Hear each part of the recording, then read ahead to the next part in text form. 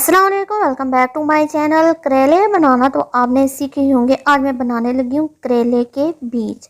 उसके लिए मैंने खुश्क धनिया लिया है, हल्दी ली है, सुर्ख मिर्च ली है, नमक लिया है, बारीक कटे हुए टमाटर, सब्ज़ मिर्च, बारीक कटे हुए प्याज और 7 करेले के बीज। कुकिंग ऑयल डालकर मैंने थोड़ा सा इनको इतना भुना है कि इनका कलर चेंज हो जाए। और जब प्याज का कलर चेंज हुआ है तो मैंने थोड़ी देर के लिए करेले के जो बीज होते हैं उनको इस कुकिंग ऑयल में फ्राई कर दिए। उसके साथ ही सारे मसाले मैंने ऐड किए हैं और तकरीबन 5 से 7 मिनट तक मैं इसको भूनती रही ताकि इनकी कड़वाहट दूर हो जाए। इसके साथ ही टमाटर और बारीक कटी हुई हरी मिर्च मैंने शामिल की और थोड़ा सा मैंने पानी डाल के 5 मिनट के लिए इसको ढक दिया ताकि जो बीज हैं वो गल जाएं। 5 मिनट बाद मैंने देखा तो बीज भी गल चुके थे और टमाटर भी। अगर आपने करेलों के बीज खाए तो करेलों के जायके को आप भूल जाएंगे, ये इतने ज़बरदस्त बनते हैं।